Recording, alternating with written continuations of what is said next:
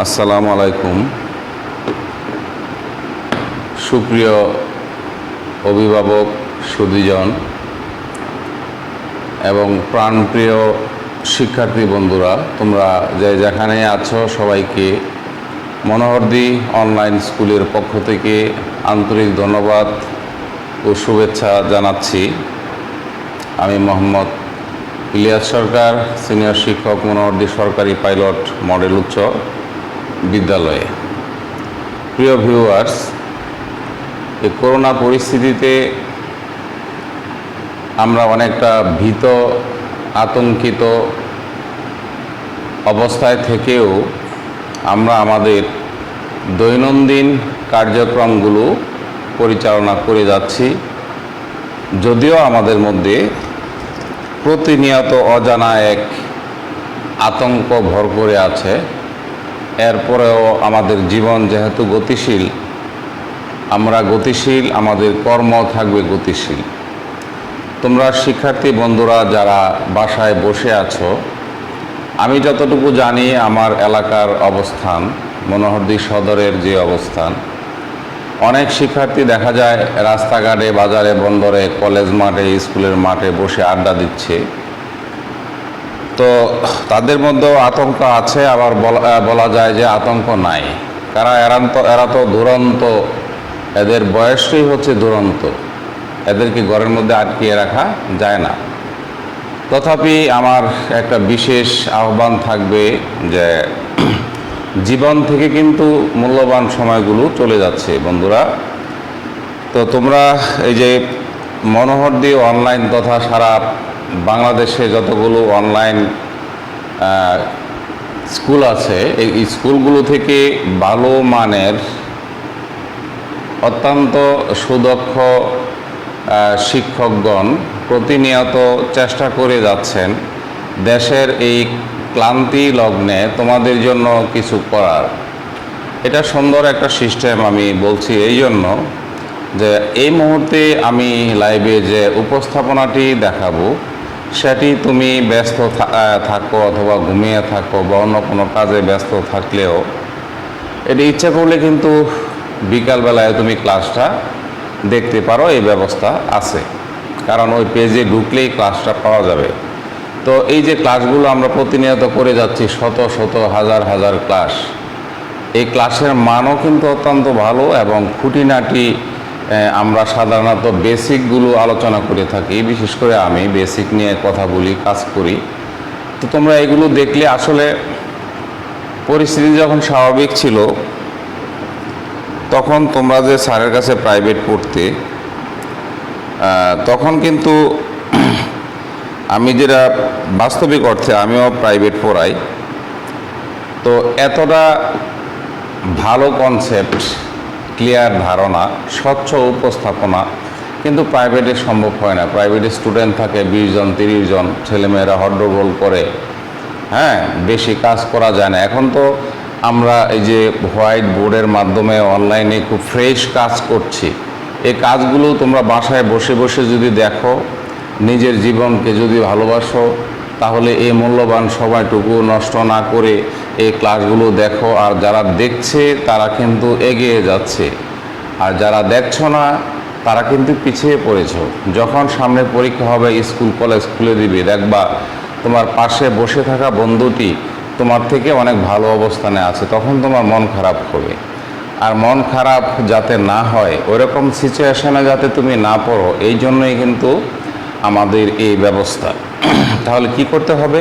এই ক্লাসগুলো আজকে থেকে, এখন থেকে তুমি যে সময়গুলো নষ্ট করছো, এগুলো নষ্ট না করে নির্দিষ্ট একটা সময় ভাগ করে নাও। কতক্ষণ তুমি খেলাধুলা করবে, ঘুমাবে, বাকি সময়টাই অনলাইনের ক্লাসগুলো দেখে সিলেবাসগুলো পূর্ণ করে নাও। ঠিক আছে বন্ধুরা? তো আজকে আমি যে পাঠটি উপস্থাপন করতে যাচ্ছি, এটি অত্যন্ত গুরুত্বপূর্ণ একটি পাঠ, উচ্চতর গণিতের নবম দশম শ্রেণীর। তোমরা জানো, যারা উচ্চতর গণিত নিয়ে পড়াশোনা করে তারা ভালো মানের স্টুডেন্ট, অবশ্যই আমি বলবো। তো উচ্চতর গণিত বইটি তোমরা তোমাদের উচ্চতর গণিত বইটি কয়েকটি ভাগে বিভক্ত করে সাজানো হয়েছে। এখানে বীজগণিতের অংশ আছে, জ্যামিতির অংশ আছে, ভেক্টর আছে, পরিমিতি আছে, তারপরে তোমার আছে জ্যামিতির অংশ। জ্যামিতির অংশ আবার দুই ধরনের আছে, উপপাদ্য আছে, সম্পাদ্য আছে। তো এই জিনিসগুলো জানতে হলে অবশ্যই তোমাদের এই ক্লাসগুলো ভালোভাবে করতে হবে বন্ধুরা। তো আমার এই ক্লাসটি এই মুহূর্তে আমি যে ক্লাসটি নিচ্ছি তোমাদের, সেটি অবশ্যই গুরুত্বপূর্ণ একটি ক্লাস। তোমরা জানো, তোমাদের ইতিমধ্যে আমি উচ্চতর গণিতের বেশ কয়েকটি উপপাদ্য উপস্থাপন করে ফেলেছি। আমি আজকে যে ক্লাসটি নিব, এটি হচ্ছে আরেকটি উপপাদ্য আছে, যেমন ত্রিভুজের পরিকেন্দ্র, ভরকেন্দ্র, লম্ববিন্দু, সমরেখ। তোমাদের বইয়ের মধ্যে বইয়ের ৭৪ পৃষ্ঠায় উপপাদ্য ১০ আছে। এই উপপাদ্য ১০-এর সাহায্যে সৃজনশীল প্রশ্ন পরীক্ষার মধ্যে আসে, এটা তোমরা জানো, অস্বীকার করার সুযোগ নাই। বোর্ড প্রশ্নগুলো দেখবা যে উপপাদ্য ১০ ত্রিভুজের পরিকেন্দ্র, ভরকেন্দ্র, লম্ববিন্দু, সমরেখ, অর্থাৎ সমরেখ মানে কি, তিনটা বিন্দু একই সরলরেখার মধ্যে অবস্থিত থাকলে তাকে বলা হয় সমরেখ বিন্দু। তো ওই উপপাদ্য ১০ যদি তুমি বুঝতে চাও, উপপাদ্য ১০ যদি তুমি ভালোভাবে বুঝতে চাও, জেনে শুনে যদি পড়ো, বুঝতে চাও, তাহলে তোমাকে আজকের আমার যে শিক্ষণফল আছে, শিক্ষণফলের মধ্যে পরিকেন্দ্র আছে, ভরকেন্দ্র আছে, লম্ববিন্দু আছে। এই পরিকেন্দ্র কি চিনতে হবে, জানতে হবে। ভরকেন্দ্র কাকে বলে, ভরকেন্দ্র জানতে হবে, লম্ববিন্দু জানতে হবে। তাহলেই তুমি উপপাদ্য ১০ ভালোভাবে বুঝবা, নচেত বুঝবা না। কারণ আমি আগেও বলেছি যে কোনো জ্যামিতির উপপাদ্য প্রমাণের ক্ষেত্রে তার পূর্ববর্তী যে সকল উপপাদ্যগুলো বইয়ের মধ্যে লিপিবদ্ধ আছে, সেই উপপাদ্যগুলো যদি ভালোভাবে না বুঝো, তাহলে পরবর্তী উপপাদ্যগুলো তোমরা কোনো ক্রমেই বুঝবা না। এই জন্যে আমি উপপাদ্য ১০ বোঝানোর আগে উপপাদ্য ১০ বুঝাইতে গেলে যে সমস্ত উপকরণের বা সংশ্লিষ্ট যে সমস্ত তথ্যগুলো সম্পর্কে আমার সুস্পষ্ট ধারণা থাকা দরকার, সেই তথ্যগুলো নিয়ে আমি আজকে আলোচনা করব। পরিকেন্দ্র নিয়ে আলোচনা করব, ভরকেন্দ্র নিয়ে আলোচনা করব, লম্ববিন্দু নিয়ে আলোচনা করব বন্ধুরা। তো প্রথমেই আমি আলোচনা করতে যাচ্ছি ত্রিভুজের পরিকেন্দ্র। কি নিয়ে আলোচনা করব? পরিকেন্দ্র। ১ নাম্বার,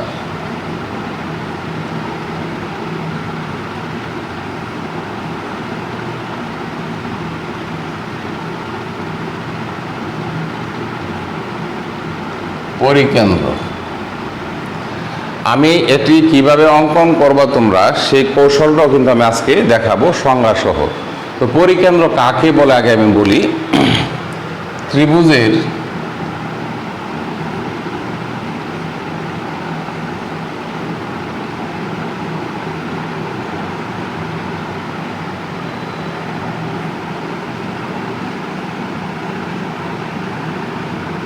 যে কোনো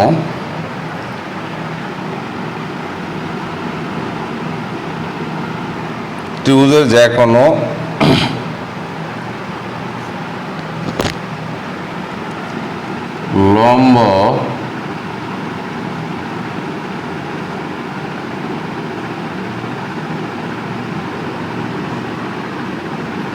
লম্ব সমদ্বিখণ্ডক দ্বয়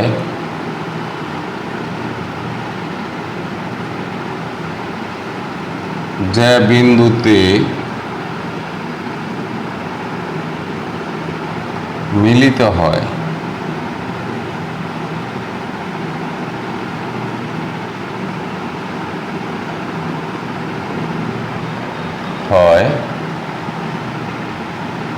ওই বিন্দুকে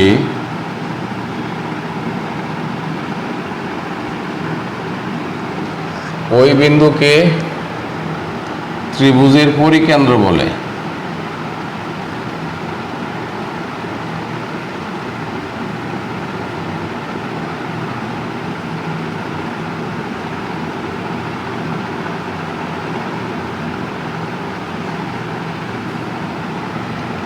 পরিকেন্দ্র বলে।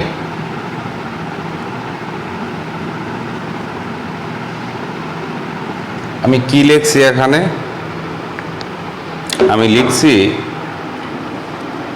যে ত্রিভুজের যে কোনো এখানে যে কোনো দুই বাহুর হবে কথাটা, বা তিন বাহুর, ত্রিভুজের যে কোনো দুই বাহুর লম্ব সমদ্বিখণ্ডক দ্বয় যে বিন্দুতে মিলিত হয় ওই বিন্দুকে ত্রিভুজের পরিকেন্দ্র বলে।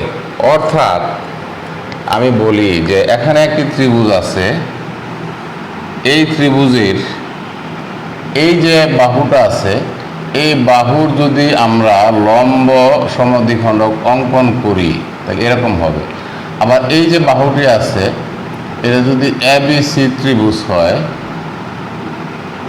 এই বাহুর যদি লম্ব সমদ্বিখণ্ডক আমরা অঙ্কন করি তাহলে সমদ্বিখণ্ডক দ্বয় যে বিন্দুতে মিলিত হয়েছে সেটি হচ্ছে পরিকেন্দ্র।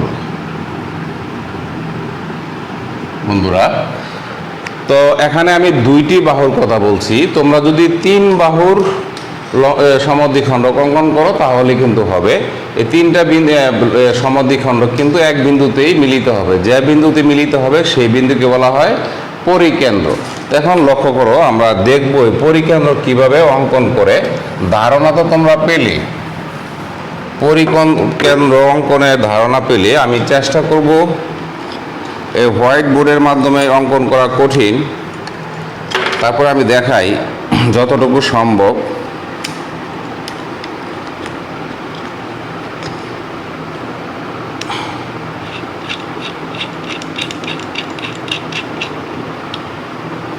দেখো,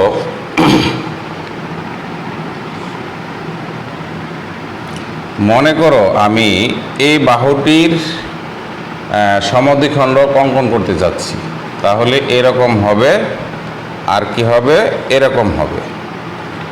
আবার দেখো, এই বাহুটির একই ব্যাসার্ধ নিয়ে আমরা কি করছি, বাহুটির অর্ধেকের বেশি ব্যাসার্ধ নিয়ে আমি কি করছি, দুইটি বৃত্তচাপ অঙ্কন করছি। দেখো এই বন্ধুরা, তো বৃত্তচাপ দ্বয়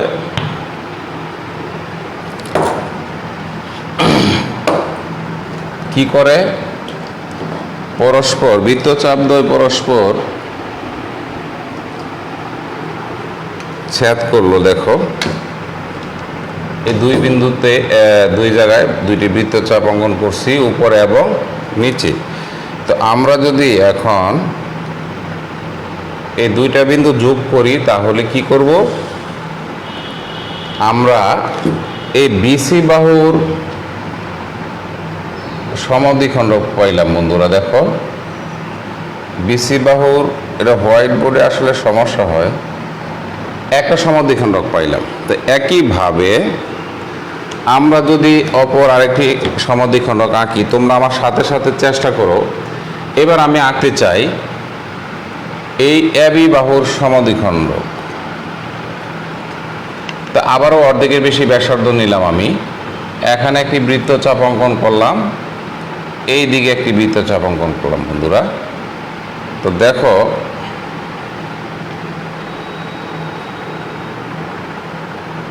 উঠতেই চায় না।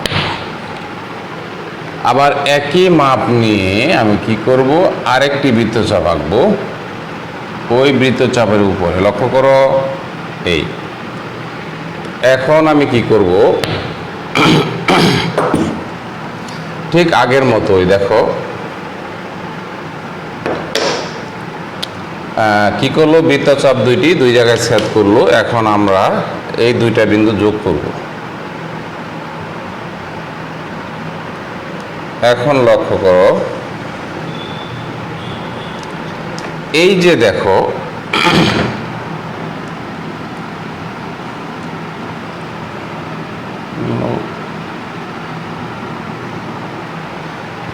বিসি রেখার সমদ্বিখণ্ডক রেখা আঁকলাম, আবার এবি রেখার সমদ্বিখণ্ডক আঁকলাম।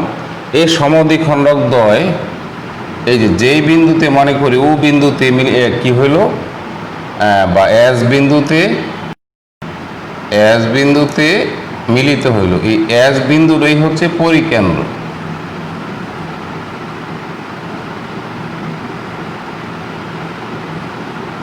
ত্রিভুজের পরিকেন্দ্র। তাহলে বন্ধুরা আমাদের পরিকেন্দ্র হয়ে গেল। আমি আবারও বলছি, তোমরা কি করবে, একটি ত্রিভুজ অঙ্কন করবে। এই ত্রিভুজটির যে কোনো দুই বাহুর সমদ্বিখণ্ডক অঙ্কন করবে। সমদ্বিখণ্ডক অঙ্কন করার কৌশল তোমরা জানো। যে কোনো এক বিন্দুকে, যে বাহুকে সমদ্বিখণ্ডিত করবে, এই বাহুর যে কোনো বিন্দুতে পেন্সিল কম্পাসের এই কাঁটা বসিয়ে, এই কাঁটাটি বসিয়ে অর্ধেকের বেশি ব্যাসার্ধ নিয়ে উভয় পাশে একটি বৃত্তচাপ অঙ্কন করতে হবে। আবার এই কাঁটাটি এই সি বিন্দুতে বসিয়ে ওই আগের মাপ নিয়েই আবার দুইটি বৃত্তচাপ অঙ্কন করতে হবে। বৃত্তচাপ দুইটা বিন্দুতে ছেদ করবে। দেখো, এই বিন্দু এবং এই বিন্দুতে ছেদ করছে। একটি বৃত্তচাপ দ্বিতীয় বৃত্তচাপ প্রথম বৃত্তচাপকে এই বিন্দুতে ছেদ করলো, আবার এই বিন্দুতে ছেদ করলো। এই দুইটা ছেদবিন্দু যোগ করলে আমরা কি পাবো? বিসি রেখার, এবিসি ত্রিভুজের বিসি রেখার কি পাবো? সমদ্বিখণ্ডক পাবো। ঠিক আছে, ঠিক একইভাবে আমরা আরেকটি সমদ্বিখণ্ডক এঁকেছি। এ বি এর সমদ্বিখণ্ডক হচ্ছে এই রেখাটি। মনে করে এটা পি কিউ রেখা হইলে, এটা এম এন রেখা হইলে, তাহলে পি কিউ রেখাকে এম এন রেখা এস বিন্দুতে ছেদ করলো। এই এস বিন্দুটি হচ্ছে পরিকেন্দ্র বন্ধুরা।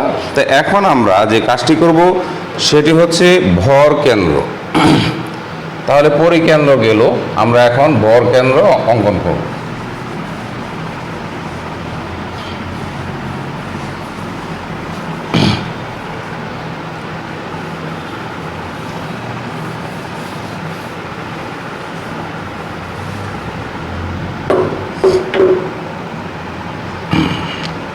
পরিকেন্দ্র হইল বন্ধুরা 2 নাম্বার ভর কেন্দ্র।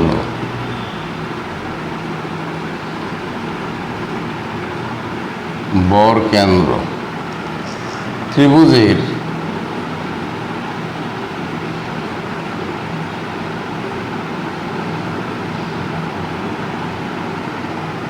মধ্যমা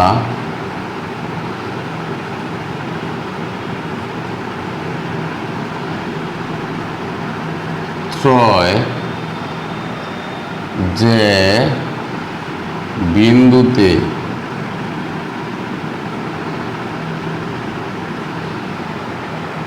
মিলিত হয়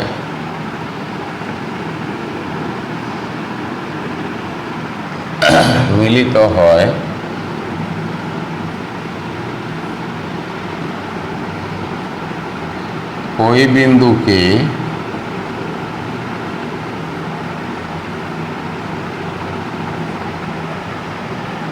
ভর কেন্দ্র বলে।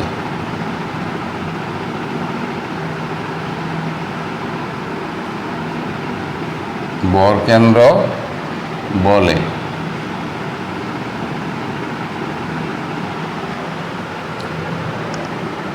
ভর কেন্দ্র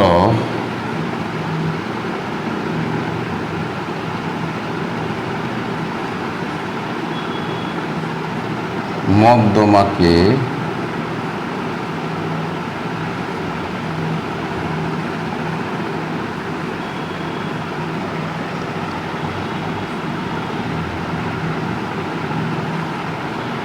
টু রেশিও 1 2:1 অনুপাতে বিভক্ত করে।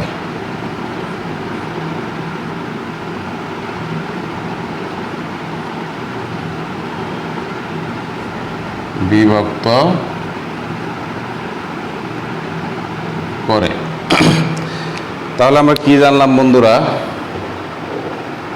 আমার লাইভের অবস্থা দেখি কি অবস্থা।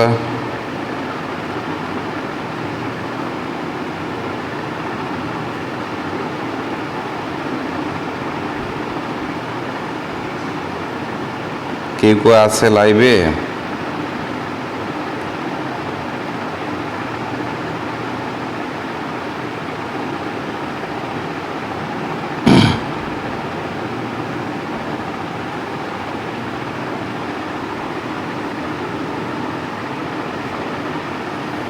আসসালামু আলাইকুম স্যার, আমি ফারহান দেখছি। থ্যাংক ইউ ফারহান, ক্লাসটি শেয়ার করে দাও, খুব প্রয়োজনীয় ক্লাস। একজন বলছে ACF ক্লিয়ার, থ্যাংক ইউ। আসসালামু আলাইকুম স্যার। ওয়ালাইকুম আসসালাম, এক্সিলেন্ট, থ্যাংক ইউ। দেখতে থাকুন ক্লাসটি আসলে আপনার বাচ্চার জন্য খুবই গুরুত্বপূর্ণ। সবাইকে থ্যাংক ইউ, যারা দেখছেন ধন্যবাদ, কৃতজ্ঞতা জানাচ্ছি আমার সাথে থাকার জন্য, ভালো লাগছে আমার। তো এখন আমরা পরিকেন্দ্র কিন্তু পড়ে ফেলেছি বন্ধুরা, নিশ্চয়ই তোমরা পরিকেন্দ্র বুঝেছো। আমি আবারও বলি, একটি ত্রিভুজের 3টি বাহু থাকে, যে কোনো 2 বাহুর সমদ্বিখণ্ডক অঙ্কন করবা। সমদ্বিখণ্ডক 2টি অঙ্কন করলে সমদ্বিখণ্ডক 2টি একটা বিন্দুতে ছেদ করবে, যেই বিন্দুতে ছেদ করবে ওই বিন্দুটি হচ্ছে ত্রিভুজের পরিকেন্দ্র। এখন তুমি সমদ্বিখণ্ডক 3টিও আঁকতে পারো, 3টা আঁকার প্রয়োজন পড়ে না আসলে, 2টা আঁকলেই হয়, কিন্তু 3টা যদি অঙ্কন করো 3টাই কিন্তু একই বিন্দুতে মিলিত হবে, ওই বিন্দুটি হচ্ছে ত্রিভুজের পরিকেন্দ্র। ধন্যবাদ। তো ভর কেন্দ্র জানবো এখন। ত্রিভুজের মধ্যমাত্রয় বন্ধুরা, তো মধ্যমা কি, ত্রিভুজের মধ্যমা কি আমি খুব সহজে তোমাদেরকে বুঝিয়ে দিচ্ছি। এই যে ABC একটি ত্রিভুজ, ABC একটি ত্রিভুজ, মধ্যমা মানে হইল, মনে করো BC একটি বাহু, ঠিক আছে? এই BC বাহুর আমি মধ্যমা বুঝাইতেছি। একটা ত্রিভুজের বাহু থাকে 1 2 3টি বাহু, 3টি বাহু দ্বারা অঙ্কিত চিত্রকে ত্রিভুজ বলা হয়। এই এখানে একটি বাহু হচ্ছে BC, আরেক বাহু হচ্ছে AB, আরেক বাহু হচ্ছে AC। তাহলে মধ্যমা কি হবে? খুব সহজ, দেখো প্রত্যেকটা ত্রিভুজের 3টা শীর্ষ বিন্দু থাকে। A হচ্ছে একটা শীর্ষ, B হচ্ছে একটি শীর্ষ, C হচ্ছে একটি শীর্ষ। এখন মনে করো তোমার ত্রিভুজটি যদি এইভাবে থাকে, যেমন মনে করো আমার কাছে যে বইটি আছে, এই বইটি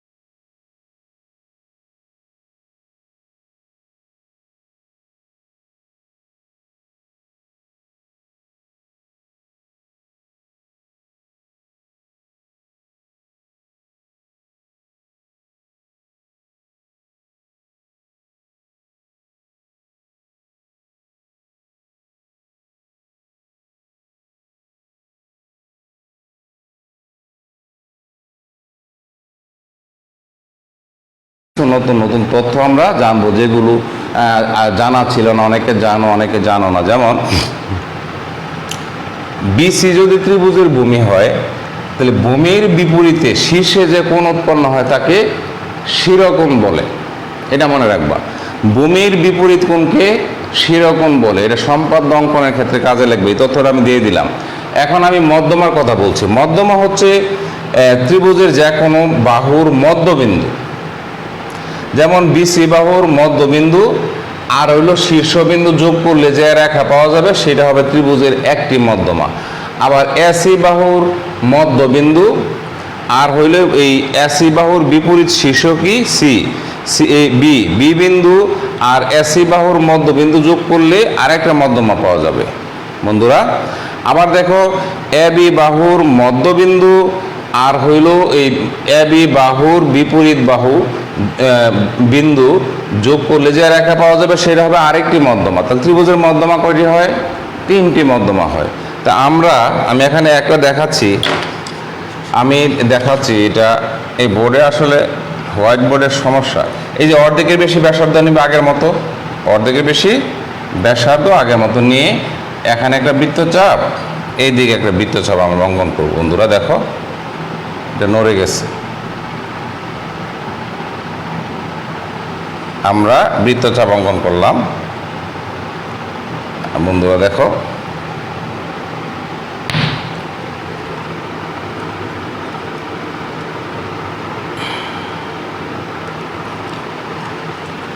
তারপরে আবার আবার কি করতে হবে, এখানে বসিয়ে আবার বৃত্তচাপ আঁকতে হবে। নড়ে যায়, নড়ে যায়, যাই হোক।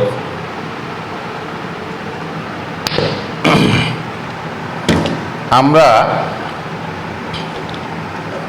এই দুইটি বিন্দু যদি এখন যোগ করি তাহলে দেখা যাবে কি, দুইটি বিন্দু যোগ করলে আমরা কি পাবো, আমরা পেয়ে যাব এই বিসি এর মধ্যবিন্দু, অর্থাৎ একটা মধ্যমা আমরা পেয়ে যাব। বন্ধুরা দেখো, এই একটি মধ্যমা এভাবে হয়ে গেল। এই মধ্যমাটির নাম হচ্ছে এডি মধ্যমা। ঠিক একইভাবে আমরা যদি এই এবি বাহুর মধ্যমা অঙ্কন করি তাহলে আরেকটি মধ্যমা আমরা পাবো।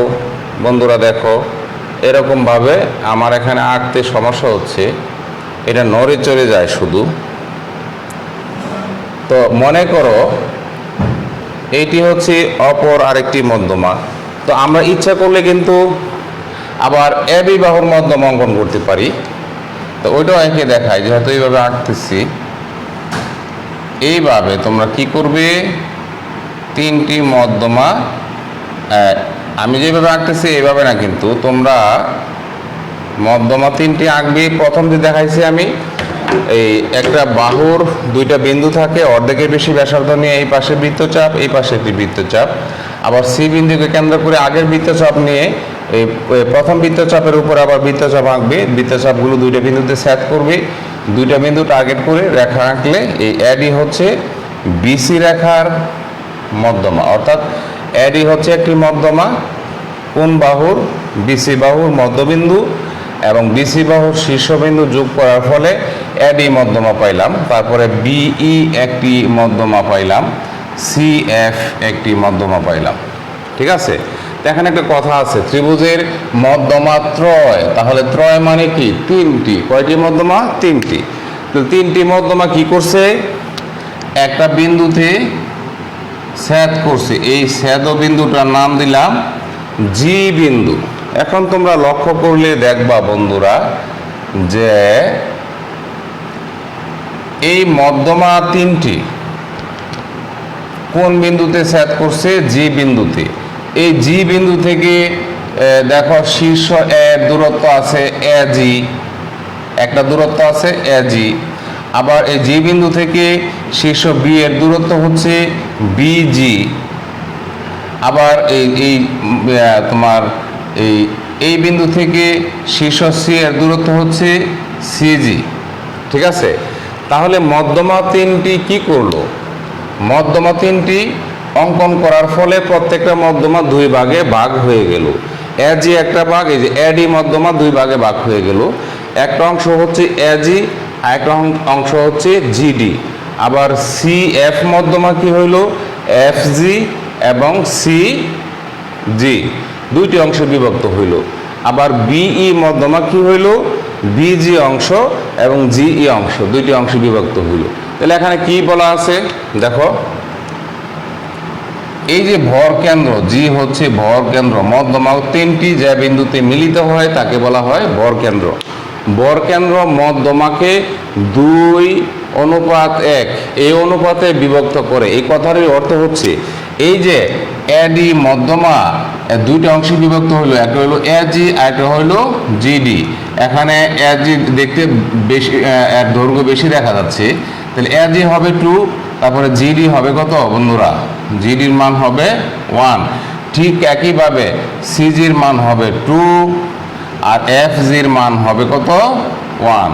আবার একইভাবে বিজির মান হবে 2, জিই এর মান হবে 1। এই হইল তোমার ভর কেন্দ্রের বৈশিষ্ট্য। বন্ধুরা তোমরা বাসায় এর পেন্সিল কম্পাসের সাহায্যে খুব সহজেই আঁকা যায়। তো ভর কেন্দ্র আমরা জানলাম, এখন আমরা জানবো হইল লম্ব বিন্দু।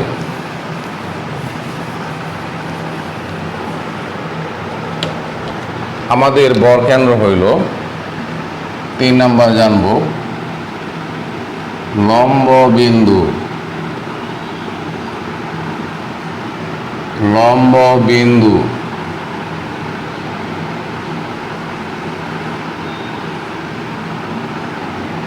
লম্ববিন্দু। লম্ববিন্দু কাকে বলে? ত্রিভুজের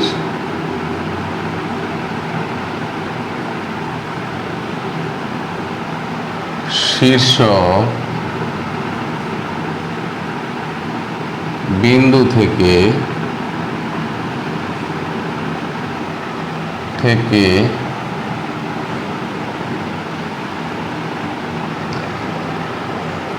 বিপরীত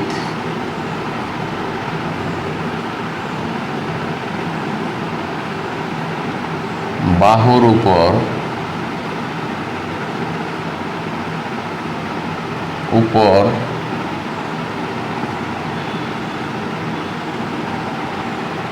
অঙ্কিত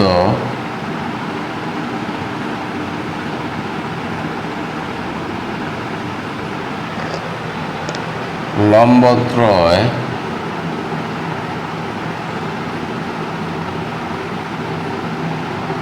যে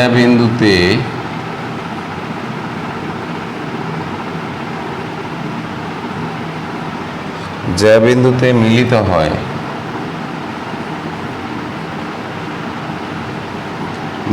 হয়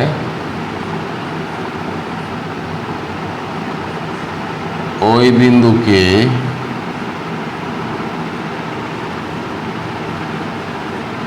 লম্ববিন্দু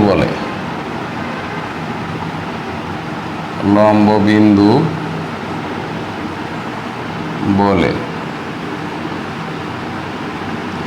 সংজ্ঞায় কি লেখা আছে বন্ধুরা দেখো, একটি ত্রিভুজ যার নাম হচ্ছে ABC ত্রিভুজ। এখন এই এ বিন্দু দিয়ে BC রেখার উপর একটি লম্ব অঙ্কন করা যায়, তোমরা জানো। দেখো এইরকম লম্ব অঙ্কন করা যায়।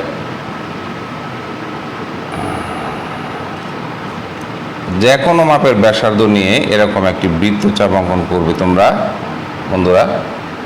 তারপরে এটা এখান থেকে খুলে নিবে। এই ব্যাসার্ধ নিয়ে আবার একই মাপ নিয়ে কি করব আমরা, আবার কি করব, এখানে একটি বৃত্তচাপ, আবার কি করব, এই বৃত্তচাপের উপরে একই ব্যাসার্ধ না একই বৃত্তচাপ।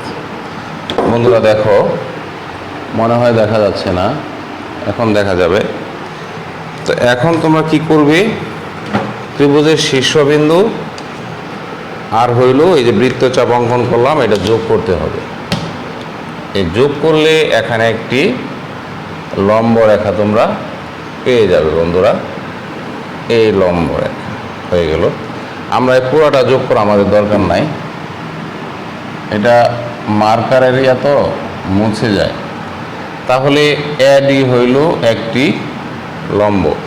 ঠিক একইভাবে আমরা এই B বিন্দু দিয়ে অপর আরেকটি লম্ব অঙ্কন করতে পারি, BE। বন্ধুরা দেখো, লম্ব অঙ্কন করতে পারি। B বিন্দু দিয়ে আমরা কি করতে পারি, আরেকটি লম্ব অঙ্কন করতে পারি, যার নাম হবে কি BE। ঠিক আছে। ঠিক একইভাবে এটা মুছে নেই, স্কেল দিয়ে দেখো, স্কেল দিয়ে বন্ধুরা দেখো। তো আমরা কয়টা, একটা লম্ব তো দেখাইছি তোমাদেরকে এঁকে, তোমরা কিভাবে আঁকবে লম্বটি এটা তোমাদেরকে দেখানো হয়েছে। একটা দেখাইছি, এইভাবে তোমরা বাকি লম্বগুলো এঁকে নেবে। ঠিক আছে। তো মনে করো এটা আরেকটা লম্ব রেখা BE, তাহলে কয়টা লম্ব রেখা হইল, দুইটা। তুমি যদি এই AB বাহুর উপরে C বিন্দু দিয়ে আরেকটি লম্ব রেখা অঙ্কন করো, তাহলে কি হবে, এখানে আরেকটি লম্ব রেখা হবে। বন্ধুরা দেখো, আরেকটি লম্ব রেখা হবে। যদি তোমরা আঁকো তাহলে কি হবে, আরেকটি লম্ব রেখা হবে। তো এই লম্ব রেখাটি, তিনটি লম্ব রেখা অঙ্কন করা হইল। এটা দিলাম CF বন্ধুরা। তো লম্ব রেখা অঙ্কনের কৌশল তোমাদেরকে দেখাইছি, আমি একটা আঁকিয়া দেখাইছি। এই শীর্ষবিন্দুকে কেন্দ্র করে এমন পরিমাপের একটা ব্যাসার্ধ নিতে হবে যাতে এই বিসি বাহুকে এইভাবে একটা বৃত্তচাপ অঙ্কন করা যায়। ঠিক আছে, বৃত্তচাপটি এই দুই জায়গায় ছেদ করলো, এক জায়গা দুই জায়গায় ছেদ করলো। আবার ওই পেন্সিল কম্পাসের কাঁটাটি এখানে বসিয়ে ওই আগের মাপ নিয়ে এখানে একটি বৃত্তচাপ, আবার এই বিন্দুকে কেন্দ্র করে আরেকটি বৃত্তচাপ আঁকবো। বৃত্তচাপটি এই বিন্দুতে ছেদ করলো। এখন এ বিন্দু এবং এই নির্দিষ্ট যে পি বিন্দু আছে দুইটা যোগ করলে আমরা কি পেয়ে যাব? একটি লম্ব পেয়ে যাব বন্ধুরা। তো এইভাবে আমরা আরও দুইটি লম্ব অঙ্কন করতে পারি। তো আমার পরামর্শ থাকলো, তোমরা যে লম্ব অঙ্কন করবে, দুইটা লম্ব অঙ্কন করলেই কি করবে? একটি লম্বকে অপর একটি লম্ব যা বিন্দুতে ছেদ করে এইটাই হচ্ছে লম্ব বিন্দু। লম্ব বিন্দু।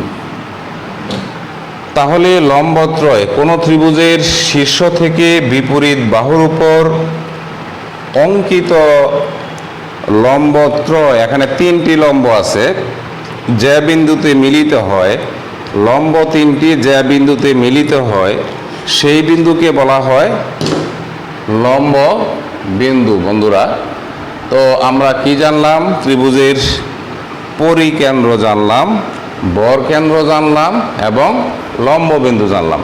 আরেকটা তথ্য তোমাদেরকে আমি দিই। আমি যে পরিকেন্দ্র পড়াইছিলাম, দেখো মনে করো পরিকেন্দ্রটা ছিল এই জায়গায়, পরিকেন্দ্রকে এস দিয়ে প্রকাশ করা হয়। তাহলে এই এডি কি? এডি হচ্ছে লম্ব। তো লম্বটা কি করছে? ও বিন্দুতে দুই ভাগে বিভক্ত হয়েছে। তো এই লম্ব বিন্দু থেকে শীর্ষবিন্দুর দূরত্ব, এই কথাটা কিন্তু মনে রাখো বন্ধুরা। লম্ব বিন্দু থেকে শীর্ষবিন্দুর দূরত্ব কত? যেমন উ এ, উ সি এবং উ বি। আমি এখানে উ এ লিখি, এই উ এ। লম্ব বিন্দু থেকে শীর্ষবিন্দুর দূরত্ব সমান সমান পরিকেন্দ্র থেকে ওই শীর্ষের বিপরীত বাহু যেটা, ওই লম্ববিন্দুর যে দূরত্ব, আমি আবারও বলছি, লম্ববিন্দু থেকে শীর্ষবিন্দুর যে দূরত্ব, এই দূরত্ব কি হয়? পরিকেন্দ্র থেকে ওই লম্বের পাদবিন্দুর সংযোজক যে সরলরেখা, এখানে এই যে এস ডি পাওয়া যায়, এই এস ডি এর দ্বিগুণ হয় হচ্ছে এই উ এ। ঠিক আছে, তার মানে কি হলো? ত্রিভুজের লম্ববিন্দু থেকে শীর্ষবিন্দুর দূরত্ব পরিকেন্দ্র থেকে ওই লম্বের পাদবিন্দুর দূরত্বের দ্বিগুণের সমান। এটা মনে রেখো। আগামী ক্লাসে আমি বন্ধুরা উপপাদ্য 10 নিয়ে আসবো। এটার বেসিক আজকে তোমাদেরকে বুঝাইলাম। তো আজকে এই পর্যন্তই শেষ করি। ক্লাসটি বেশি বেশি করে দেখবে, চর্চা করবে নিজেরা বাসায়। তোমরা কি করবে? ত্রিভুজের পরিকেন্দ্র, বরকেন্দ্র, লম্ববিন্দু অঙ্কন করার চেষ্টা করবে, হয়ে যাবে। আর না পারলে আমাকে মেসেজ করবে, আমি আবার দেখিয়ে দেবো তোমাদেরকে। সেই পর্যন্ত ভালো সুস্থ থাকো, আমাদের জন্য দোয়া করো, আর মনোহর দিয়ে অনলাইন স্কুলের সাথেই থাকো বন্ধুরা। সবাইকে ধন্যবাদ জানিয়ে আমি আমার ক্লাসটি শেষ করতে যাচ্ছি। আসসালামু আলাইকুম।